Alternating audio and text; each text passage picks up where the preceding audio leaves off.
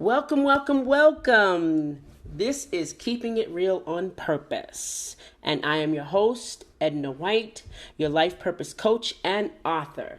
Now, this is the podcast for all around women who challenge their everyday thinking and limiting beliefs around life, relationships, and their business to help you live your life purposefully. Today on the show, we're excited to have a guest of all guests, Miss Dana, Mrs. Dana Hagstrom, and she is a copywriter, an author, a speaker, co-founder of Lighthouse Networking Association. She seems to be all around, and today, audience, we are going to talk to her and see what she's got for us today to get us stepping in the right direction with our business. So welcome, Dana. How are you? Oh, thank you, Edna, so much for that introduction. I am doing fantastic. That's great. So tell us about your business, this business that you have with Lighthouse Networking Association. I like the name. Okay, well, there's so much craziness going on in the world right now. We all should be lighthouses, shining our lights, our brilliance, and doing the things that we love most. And so the Lighthouse Networking Association is just that. It's an association of, in this case, Christian business owners and folks that are looking for a safe place to collaborate, to shine their greatness, to promote their businesses. And I think the piece that I love most is to be nurtured, because so many times we get stuck, or we're not maybe figuring out what we need. And when we can come together with other business owners, then that's where the brilliance happens. And so that's a big piece of what happens in the association. Wow. So I like the word brilliance. Expound on that brilliance. How do you see that brilliance in those that you introduce to the networking, the Lighthouse Networking? Well, we all have that sweet spot, those things that we love to do and that we are good at. Mm-hmm. And I love to help people uncover that. If they haven't already figured out what their zone of genius is or what their sweet spot is, or I even like to think of it as that inner gold mine, I like to help them discover that and then help them, I don't want to say it in a negative way, but exploit it, get it out there that people can see and connect with them. That's great. I do that. I have a magazine, and it's called Speak Magazine, and I look for new authors, new writers, new artists, poets, and I said, this is time to brag. So it's not exploiting them, it's bragging about them. I love it. I love that you can brag about other people, and that's where your blessings kind of come in at. It's when you not exploit, like you said, but you don't, not a negative way, but you bring the best out in someone else. That's leadership. I like that. Yeah. So let's talk about how you got started when the lighthouse just lit up in you. Let's talk about that. It all started, I would think, 5-6 years ago. Right. My husband came to me one night. He was a pastor. I was a paralegal. We were living in the United States. And he said to me, we're going to have to work another 6 or 8 years, or, we could do something really crazy and move to Mexico this year. And when I thought of, another 6 or 8 years, we were in a struggling little congregation that was having a hard time even paying his salary. Mm-hmm. I said, let's do it. So I think it all started for me when I kind of put that old life behind me, right, and kind of started this new kind of entrepreneurial, I can never say that word, but entrepreneurial journey and discovering in my own self, right, what are those things that light me up? Right. What has God called me to do? Right. There's a lot more than, punching a time clock like I did for 30 some years. Right. Where does God want me to shine now? Right. And he's uncovered a bunch of stuff to me over the last 5 years. Good. That what I'm doing today, I never would have imagined 5 years ago. that I would be doing such things. Yeah. But it just lights me up, and I feel like I'm exactly now in alignment with what he created and who he created me to be. That is wonderful. And I like the word struggle. So we're going to stay right there because, in alignment, we talk about when we go, you work, what you said about working and struggling, and there's so much struggle with it, right? But now you have such flow, right? You have such flow Right. because you're allowing who you are to just shine bright, no matter, it doesn't have to be in a church setting, right? It doesn't have to be. Right. But the lighthouse is somewhere that now everyone is getting that light and seeing that light and being guided on their own. I love that. I love the fact that you talk about that. Let's talk about what you were struggling with, because so many women who are entrepreneurs struggle, between what I should do and what God has called us to do. Because those are two different things. They can be. They really certainly can be. They can be. So talk about those. I think the biggest struggle I've seen in folks that I've worked with over these last few years has been, like you said, knowing what to do and when to do it. Because there are so many gurus out there talking about, oh, you got to do this, or you'll make $1 million if you do that, or, making these big promises. And to me, I hear things like that and I want to run the other way. Right. Because, it maybe worked for one person or a handful of people, right. but it won't work the same for everyone. No. We're not all made the same way. And so, the other struggle too is time. Is figuring out how to fit it all in a day. Right. And, being a pastor's wife and a mother of 4 and a full-time paralegal, I got really good at figuring out how to juggle time and help other people even think through ways they could organize their day in a better way. Right. So that isn't a struggle. Right. So you can take the chaos and make it something that's workable. Creative. Take the chaos and turn it creative. And I like that. I like that a lot, because you thought you were juggling, but you were really organizing. There you go. You thought you were, but you organized those things, and that's a really good thing. I when you were talking, I thought of this thing that some of my clients say to me that are very into church, and they say, well, I steal from Paul to pay Peter, something to that effect, or Paul Peter. Something like yeah. And I says, but what does that mean? And I equate it to, I don't have much time in the day, and I don't have much money or much this or that, so I have to steal this, put this here, and put that there. Is when you fall in alignment with what you're saying, do you find that organization kind of happens, or you create it? Well, I'd say it's a little bit of both. Okay. But at the same time, when you get in the flow, then you know what you're supposed to be doing when. But there is also, when you want to do certain other things, you got to work in, well, when do I cook meals? Or when do I sleep? Sometimes you get in that flow and you're like, oh, it's 3 a.m. Right. I guess I better go to bed. Go to bed. Yes. So it's a little bit of both. But I'm a big proponent of goal setting and revisiting, goals that you set for yourself on a regular, if not daily basis. Right. Because some of them are no longer useful for you in the setting that you're in. That's very true, very true. So tell us about a client that touched your heart, and tell us how that client changed the way your practice went.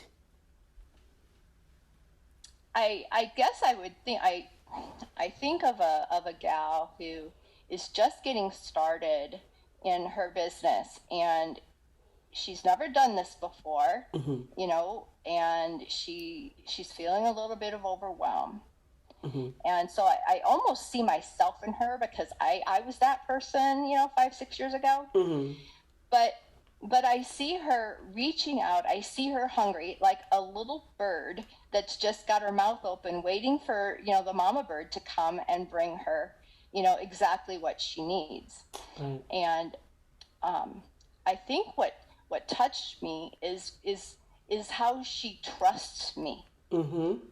It's we've already had a connection. We built the relationship first, where she trusted me to work with me, but then when she grabs onto that food and then she runs with it, and then she sees the fruits of her labor. Right.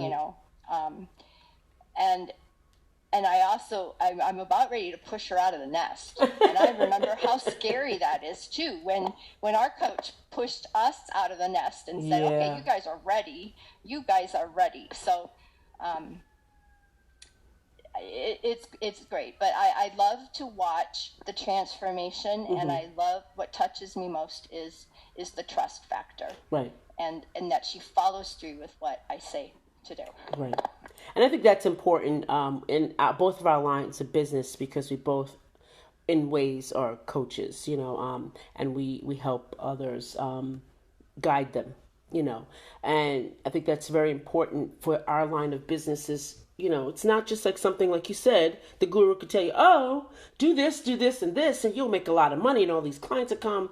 It takes a whole lot of trust when you're changing people's lives. From from the person that's looking at you. It takes a lot of trust for them. And when they take that little small step, it's amazing. It's like a flower growing. You see great things happen, right? Yep. So with that client that you were talking about, did what her actions or anything that came about within your time with her change the way that you were doing your practice? I'd have to think on that one a little longer, but did it add to it? I think it gave me the extra confidence to see that I have something to offer. Okay. And I may not have even realized my own value. Right. But I could see it shining through her. Right. Okay. That makes sense. It makes a lot of sense. Now let's go back to networking. And I want to talk about this because there's this new thing out called being an introvert. Yes. Okay. So, is that new? That's not new. Yeah, that's not new. But you learn how to network to be as an introvert, and okay. Yeah, all that. And so I know as a child at 5 years old, I always say this, audience, you guys always hear me say this. The best time of life is when you're 5. You know what's happening. You know what's going on. You're like, yeah, I can fall off this, I can get on this tricycle and fall, get back up, boom. I'm good. So, let's talk about networking in general, how important it is in your business. And I know you're the expert in networking. Let's talk about that. Well, again, networking comes back to relationships, and, you can meet someone, today, and you may not, know how you can help them, but building a relationship over time, maybe in 2-6 months, whatever, you're going to meet someone else that's the perfect fit for what they need and are looking for. Right. And so networking, in my opinion, is making, building relationships and getting to know people, and again, staying organized so that you don't forget all these genius people you've met. Right. And I think that's another reason I wanted to start the association. We've got a business directory in there, and so you can put all of your information there. Right. And it's searchable. So if I'm like, oh gosh, who is that person that was a real amazing person on YouTube, or who is that person that does Facebook ads? I know somebody that needs that. Then connecting them with the right, solving problems. That's kind of the key to networking, building relationships, and then being a problem solver. Right. That's how I looked at it anyway. Right. Cool. Yeah, and I think for me, building relationship is more than passing the business card, because I come from the real estate end of things, and when they get together, they pass out the business cards. You don't even remember who it is. I mean, you're like, who is this? Like, where did I get this card from? You just toss it in the bag. I think building relationships is all about, building business relationships is all about finding that, conversing until you find that one point that you will click. Ah, yeah, and you can remember their names. Yeah, what about your dog? And Yes. if you can find that commonality when you build relationships. That's what the commonality is, what keep you connected. And Exactly. when you network is you have to find that commonality and keep talking until you find it. It's like you said, finding that sweet spot. You find it. Yes. This is Yes, how we can yes. stay And connected. not everybody you talk to are you going to be a fit with either. Exactly. And Exactly. so move on. Don't worry about it. Don't try to force it. That's Exactly. the big thing. I when I first was getting started in networking and didn't know the first thing about what I was doing, I was forcing relationships even. Yeah. And I thought, well, that's silly, Mhm. because then when you do meet those people that you have this instant bond with where you feel like you've been their friend forever, Right. I'm like, those are the people I'm looking for, Right. because, those are lasting relationships They beyond are. networking. They are. They definitely are. Yeah, networking is the thing, and you like Dana said, is what you got to do is be yourself. You be yourself, that automatically comes. That Absolutely. automatic. You don't have to force it, and oh goodness, you don't have to think, oh wow, I didn't make any, I didn't meet anybody that I could build with, but it's all a process, as you say. It's a process, Yep. and Yep. that's what matters. The Absolutely. more practice you have, the better you get at That's it. right. That's it. So, can you tell me something that really that makes your business stand out? That makes your business stand out? That you do better than anybody else that may do the type of business you do? Well, for a long time, I would say that what set us apart was that we were Christian, and Mm-hmm. David was an Old Testament scholar and a pastor. I Mm-hmm. mean, that in a lot of people that would turn them away, and that's fine. But Right. then there were other people that totally drew them to us because they're like, oh, well, I trust my pastor. Well, Mm-hmm. I would trust them. We always wanted to lead with integrity, and in fact, we turned a lot of things away because we were being encouraged to do things that just didn't feel right, that we Right. just didn't think was in alignment with what our beliefs and our values were. Mm-hmm. So, and I still believe that kind of sets us apart, is that we're not out. Money isn't the main thing. Mm-hmm. It's a nice thing, but Right. there's so much more. And doing what God calls you to do, and knowing what that is, and using His word to, you know, get your answers and to find your truth. Mm-hmm. That's how we base our lives and our business. So I think Right. that's what sets us apart from anybody else. Okay. What are your best resources that you could offer to my audience that helped you? Oh wow, that's a big question. I can you be helped me do what? I mean, we've Helped used you a lot of helped your resources. We've spent. business help your business to grow. What are some of the best resources that helped your business to grow? Okay. Well, early on, we signed up with an affiliate called My Lead System Pro, Okay. and we learned how to be attractive and to do attraction marketing. Mm-hmm. Now they've kind of segued that over into more to support more network marketing, but it's still basic marketing skills. Right. So that was key for us. Um, Legendary Marketer is another great resource that we use to learn how to market. Mm-hmm. Again, here's a pastor and a paralegal. What do we know about marketing? So those were two of our favorite resources. And then when it came to networking, we got our feet wet. JVology, Jay Vasset's JVology taught us a whole lot about how to be a good partner, business partner, how to, be clear on your messaging and finding the right people, both upstream and downstream. He's got a great model for that. So those are probably the three key resources, but then we've had coaches and all sorts of things along the way. And David had learned all sort of technical stuff, so he's got all of that genius. But I got a whole list of resources on our website, but those are the top ones that come to mind right off the bat. Okay. Well, audience, you heard this. We were supposed to bling you guys in the 15th of the hour, but we didn't do it. But it's still good because she is giving us some amazing information that can help us keep moving forward. So audience, our audience always wants to know, good things about you and want to know things about who you really are so they can kind of connect with you. But before that, how can the audience find you?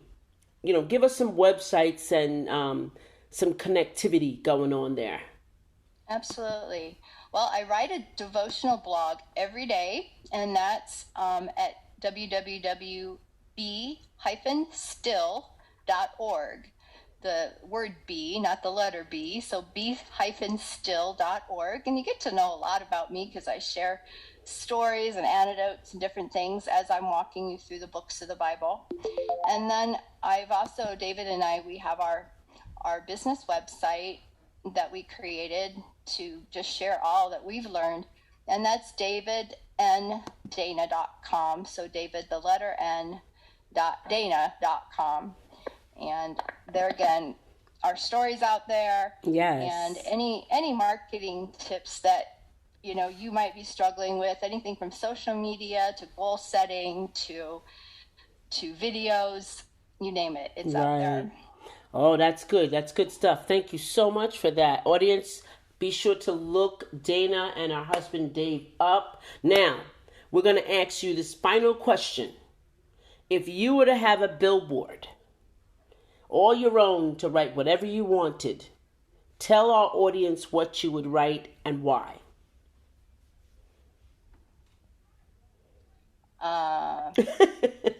Okay, that's a great question. I think I would keep it simple. I would have love God, period, and then underneath that, love one another, period. Ooh, nice. Now, that's not original to me. That's in the Bible, but I mean, those are the two biggies, and I think if we all did a better job of those two things, this whole world would look so much better than it does right now. Yeah, absolutely. Absolutely. Well, Dana, it was amazing. And thank you for being here. Thank you for being here for my audience. Audience, thanks for listening. If you enjoyed this episode and you'd like to help support the podcast, please share it with others, post it about social media, and leave a rating or a review. But to catch up with me, you have to follow me on Facebook at EJW Coaching, on Instagram, same thing, EJW Coaching, and on Twitter, same thing, EJW Coaching. We want to thank you again, and we'll see you next time. And I want to share with you and just say the last words. Remember to always draw abundance, have happiness, and a whole lot of fun. This is Edna White and my guest today, Dana. And I'm going to say her name right, guys. Hagstrom, saying goodbye for now. Bye-bye.